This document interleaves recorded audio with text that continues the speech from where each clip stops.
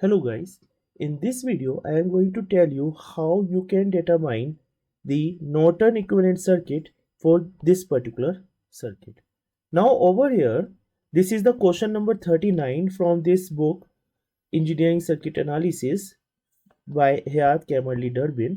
So over here the question is that we need to determine the Norton equivalent circuit for this circuit looking at terminal AB. Now over here in this circuit we have the independent source, we have the dependent source, we have both. So since dependent source is there, so we cannot determine Rn directly, means just by just by deactivating the independent and dependent sources, because we already know that we cannot deactivate the dependent sources.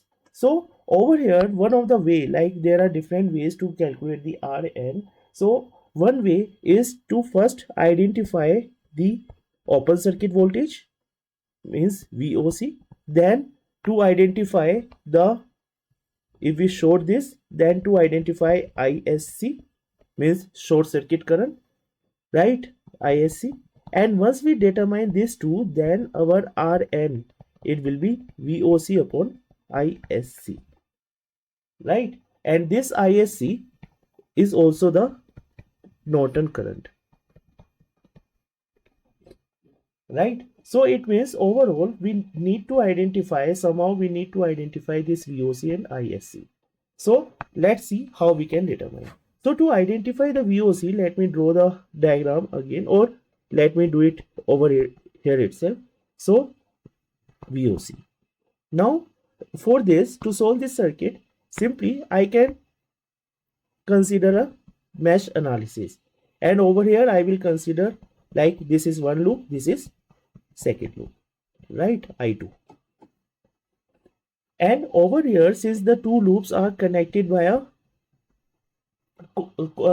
common current source, so it means it forms a super mesh, and I need to write the KVL for these two loops together, right? So writing a KVL equation, so what I will get, first considering this, like current will flow in this direction, plus minus, so it will be 500 I1.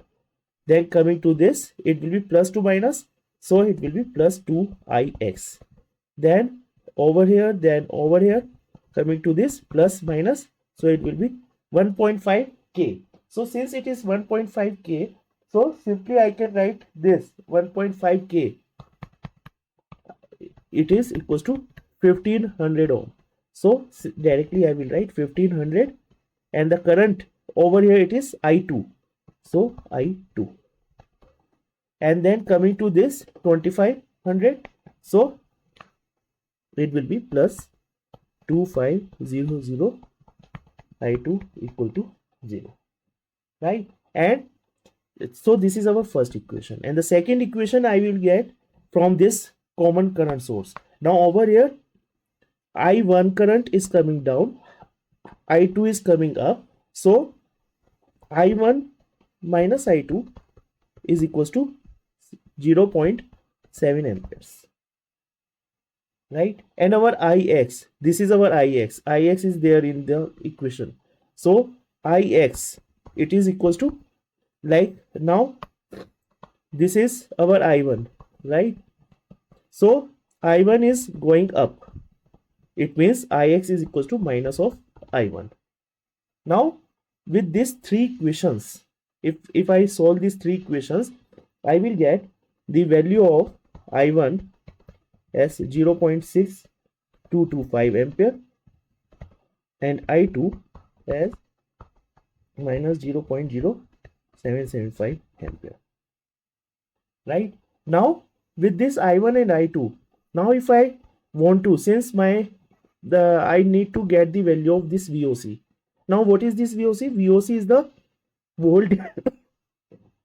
VOC is the voltage across this 1.5 kilo ohm resistor. Now what is the current that is flowing through this 1.5 kilo ohm resistor?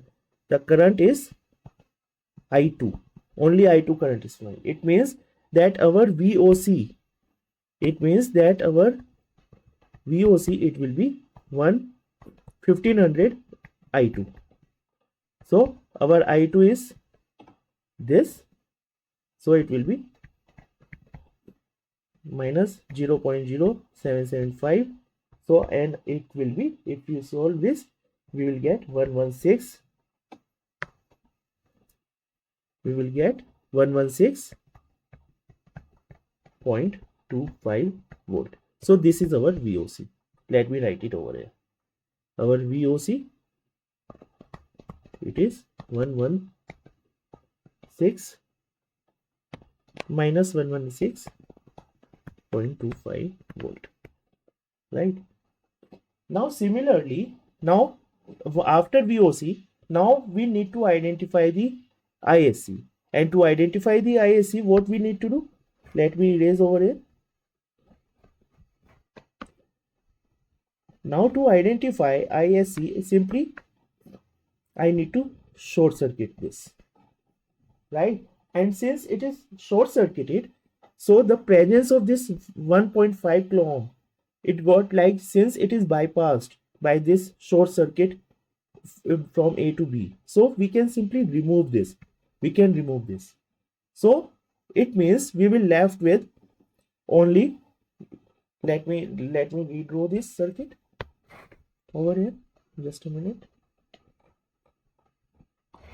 So my circuit, it will be reduced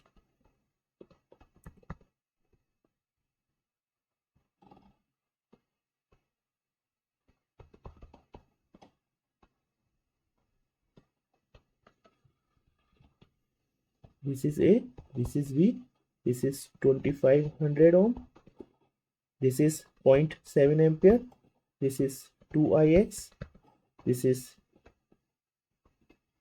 500 ohm, and this is ix, right? So now I need to identify this current ISC. To identify this ISC, what I need to do? Again, I will apply the mesh analysis. So applying the mesh analysis, like this, let this current be I1, let this current be I2. Again, since the two loops are forming the super mesh, so we are going to write the KVL for both the loops together. So starting with this, I will get plus 2ix, then this one, plus 2500 I2. Second equation I will write for this independent current source. So I1 is coming down, I2 is coming up, so it means that I1 minus I2 is equals to 0.7. And so with this over here Ix, so our Ix is this, I1 is going up, so it means our Ix, it is equals to minus I1, right? Now solving this three equations, we will get the value of I1 as 0.58372 and I2 as minus 0.11628. Now if you look at the circuit, this ISC current, and over here in this branch we have this I2 current. It means ISC is equals to I2. ISC is equals to I2. It means ISC value is 0.11628 ampere. So let me write it at the top. So ISC, it is minus 0.11628 amperes. Now Rn can be determined by substituting the value of VOC and ISC in this, and after substituting you will get the value of this Rn as 999.74, so near to 1 kilo ohm. So once we get this value, now we can draw the Norton equivalent circuit.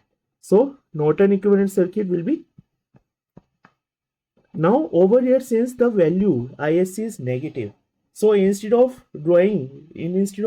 having the direction upward, our direction of the Norton current, it will be downward.